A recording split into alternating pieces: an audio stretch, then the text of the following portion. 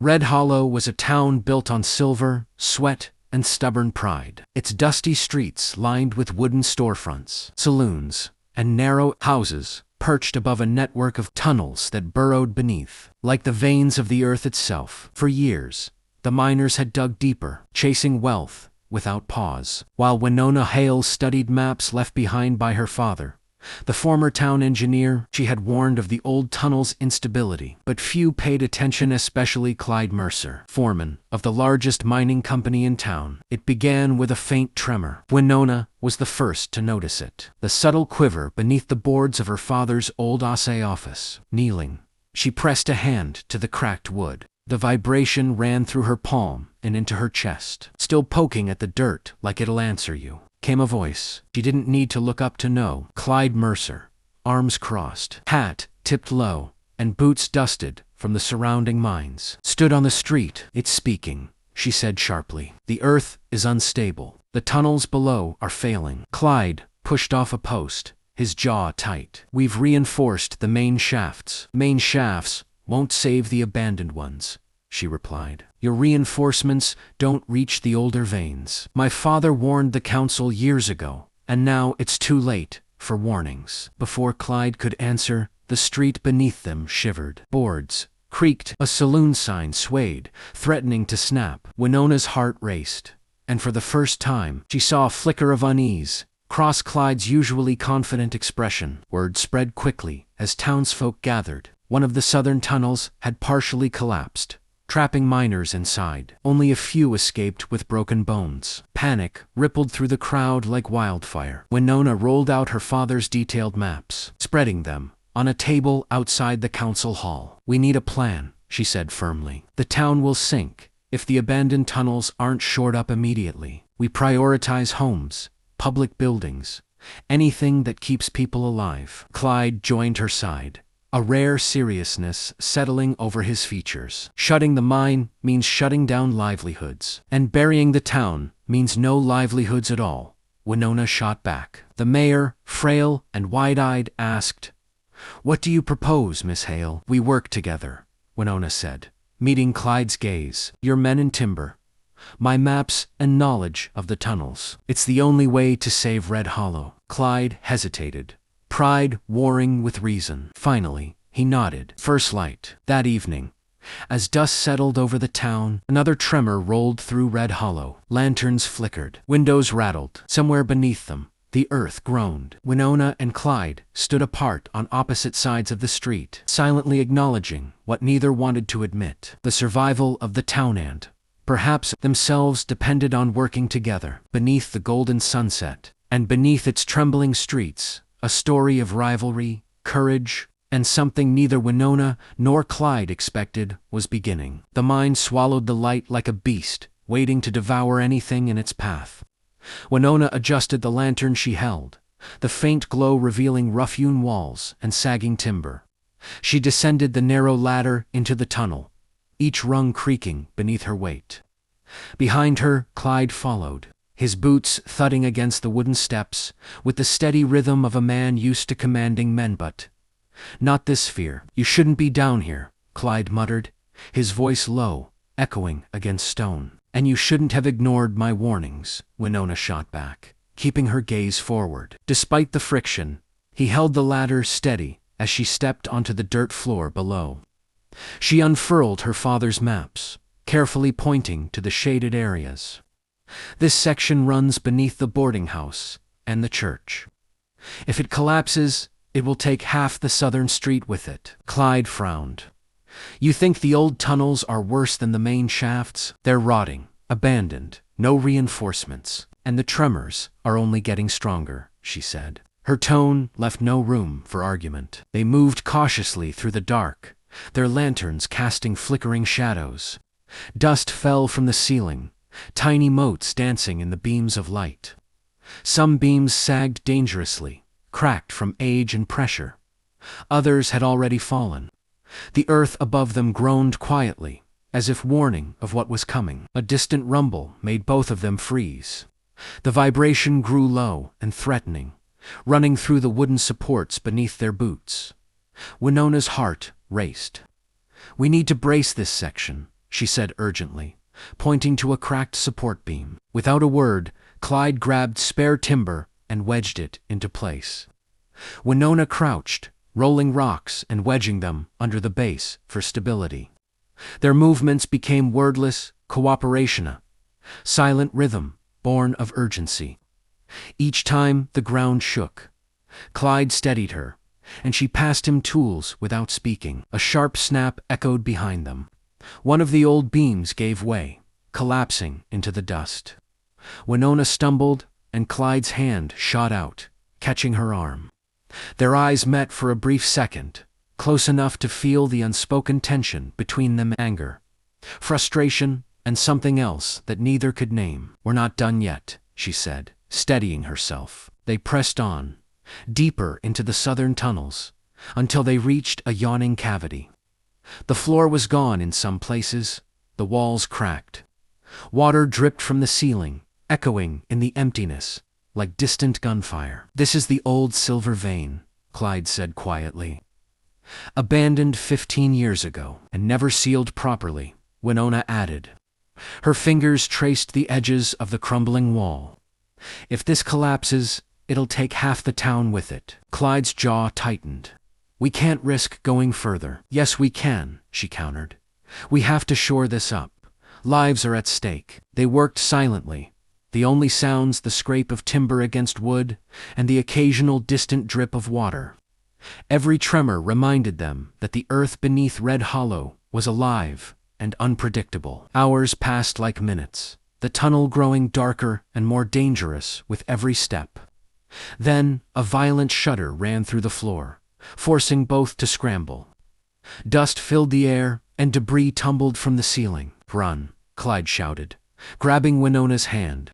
They sprinted toward the ladder, slipping on loose dirt, boots pounding against timber. Behind them, the tunnel groaned in protest, an ominous warning of the collapse that had begun. Bursting into the afternoon sunlight, they gasped for air. The southern edge of Red Hollow had begun to sink into a widening fissure. Cries rose from townsfolk who had gathered, watching the destruction. Winona's heart pounded.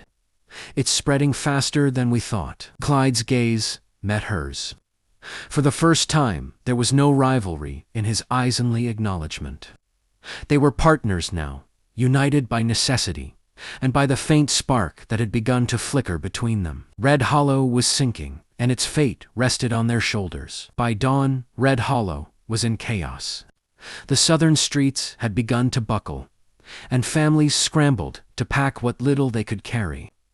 Horses whinnied in panic, wagons tipped on uneven ground, and children clung to their mothers as dust swirled around their boots.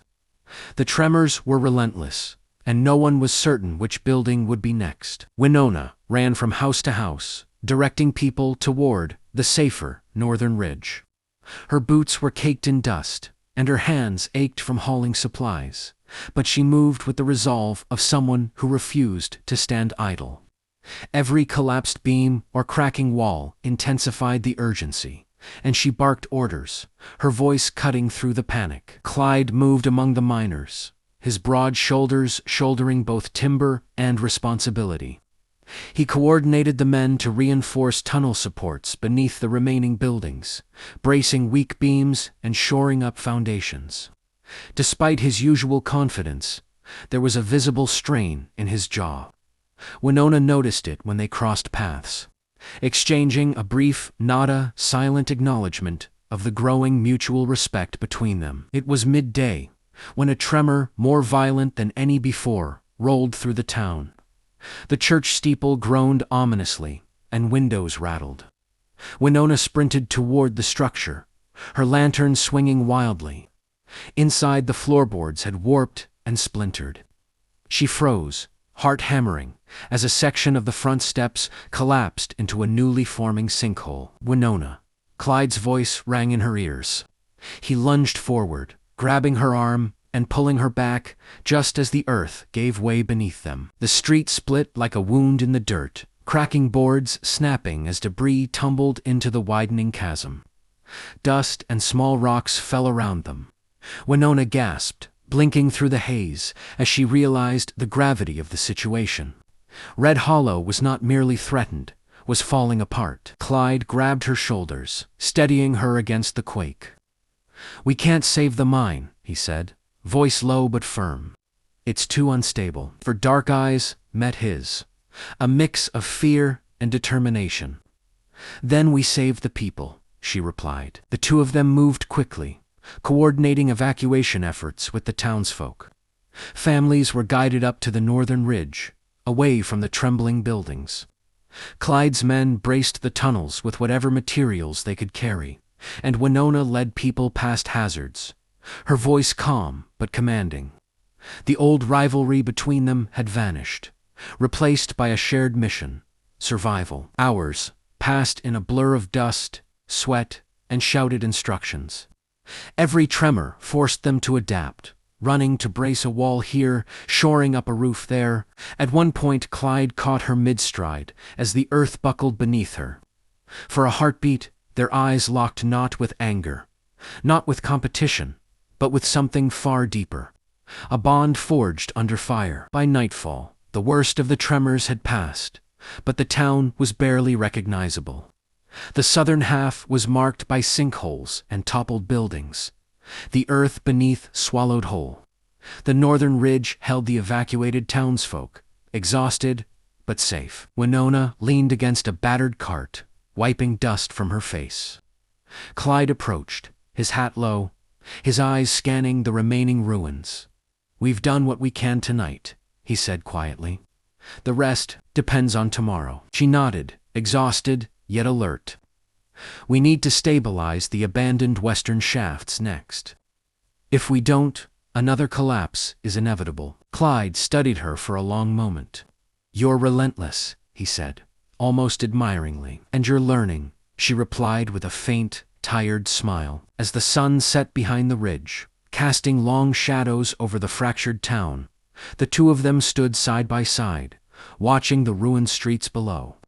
The danger wasn't over. Red Hollow was far from safe, but for the first time they faced it together. In the darkness, the faint spark between them grew brighter, forged from fear, courage, and an unspoken trust. The ground beneath them might shift again at any moment, but one thing was certain: Winona and Clyde would face it together. Night had fallen over Red Hollow, but the town was anything but quiet. Lanterns flickered across the northern ridge where the townsfolk huddled, weary and anxious. Behind them, the southern streets lay in ruin, a jagged scar of earth and toppled buildings. Dust still rose from the sinkholes, settling in the hair and clothes of those who had survived. Winona spread her father's maps across a flat rock, tracing the tunnels with a finger worn raw from hours of work. "There's one option left," she said, voice low but resolute. "The abandoned western shaft. If we collapse it intentionally, in a controlled way, we can redirect the pressure away from the northern homes." Clyde's brow furrowed. "Controlled destruction. That's risky." "Yes, but it's the only chance we have. If we don't, the southern collapse will continue northward. It'll take the ridge with it." She paused, staring at the jagged lines of the tunnels. "We'll need to set charges at key points and detonate them simultaneously." Clyde exhaled slowly, nodding. "I'll set the charges. You guide the sequence." The two worked in tense coordination. As Clyde prepared the fuse, his hands steady, despite the looming danger, Winona checked each tunnel segment. Every tremor made the beams creak and groan, but neither flinched. They moved as a unit, passing tools, bracing beams, and signaling to the miners around them. "You were right about all of it," Clyde said quietly, pausing to glance at her. "The old tunnels, the unstable shafts. I should have listened sooner." Winona allowed herself a faint smile, though her eyes never left the map. "You're learning," she replied, voice almost teasing despite the tension. The fuse was lit. They ran. Dust and rocks tumbled around them as the charge detonated below. The ground heaved violently, shaking the ridge beneath their feet. For a terrifying moment, it seemed as though the town itself might be swallowed whole. Then, Silence. When the dust cleared, Winona and Clyde scanned the horizon. The southern half of Red Hollow had collapsed further into a vast pit. But the northern ridge, the homes, the school, the church remained standing. The townsfolk let out a collective cheer, trembling and exhausted, but alive. Winona sank to her knees, letting the relief wash over her. Clyde crouched beside her, offering a steadying hand. "We did it," he said. "No," she corrected, taking his hand. "We did it together." For the first time, neither of them mentioned past arguments or mistakes. The rivalry that had defined them for years had vanished, replaced by something far stronger: trust, respect, and the spark that neither had dared to name before. As they helped the townsfolk recover supplies and check on the remaining structures, a quieter moment arrived. Clyde brushed dust from her sleeve. Winona, she looked at him, a faint laugh escaping despite the exhaustion. "Don't," she said softly, but her eyes held warmth. He smiled anyway. "Tomorrow we rebuild. Better, stronger, on solid ground." Winona nodded. No more hollow promises. Above them, the first stars pierced the night sky, twinkling over the fractured but surviving town. Red Hollow had nearly been swallowed by the tunnels beneath it, but, from the wreckage, hope endured. And as they stood side by side, lanterns flickering in the night, Winona and Clyde understood something unspoken. Together, they could face anything. The world wore the earth through at them. The night was still, save for the occasional creak of settling timber. Somewhere beneath the ridge, the tunnels groaned, but it was a warning, not a threat. Tomorrow, they would rebuild, and perhaps, in the process, something new would rise between them as well. The first light of dawn painted Red Hollow in gold and amber, glinting off the dust that still lingered in the air. From the northern ridge, Winona and Clyde gazed over what remained of their town. The southern half had been swallowed by the earth, the jagged sinkholes, a stark reminder of the collapse. Yet the northern ridge stood firm, homes and the school still intact. The townsfolk gathered safely above the scarred ground. Winona's boots crunched over the loose dirt as she walked among the survivors. Children clung to their mothers, their eyes wide with lingering fear. Farmers checked their horses and wagons, making sure no livestock had fallen victim to the treacherous ground. Despite the destruction, there was relief in their movements, a sense of survival against all odds. Clyde moved beside her, a steadying presence. He had spent the night coordinating men, reinforcing the ridge, and salvaging what could be saved from the debris. Now he stood quietly, watching the town awaken to a new day. For once, he didn't need to be the strong, commanding foreman. Here, beside Winona, he could simply be himself. "Looks like we really did it," Winona said softly, glancing at the horizon. Clyde nodded. "Red Hollow might be broken, but it's not gone." They walked in silence for a moment, surveying the ruins. Winona's eyes fell on the remnants of the boarding house, the church, and the collapsed streets. "We'll rebuild," she said firmly, "but this time we'll build on solid ground. No shortcuts, no hidden weaknesses." Clyde smiled faintly, agreed. "And no more arguments about safety versus profit," he added, a hint of humor in his tone. Winona chuckled, the sound light and genuine. "We'll see." As the townsfolk began organizing teams to clear debris, shore up the ridge, and salvage usable materials, Clyde reached for Winona's hand. This time, she didn't pull away. The warmth of his touch was grounding, a reassurance that whatever challenges came next, they would face them together. "Tomorrow," Clyde said quietly, "we start rebuilding Red Hollow and, maybe a few things between us, too." Winona raised an eyebrow, amused.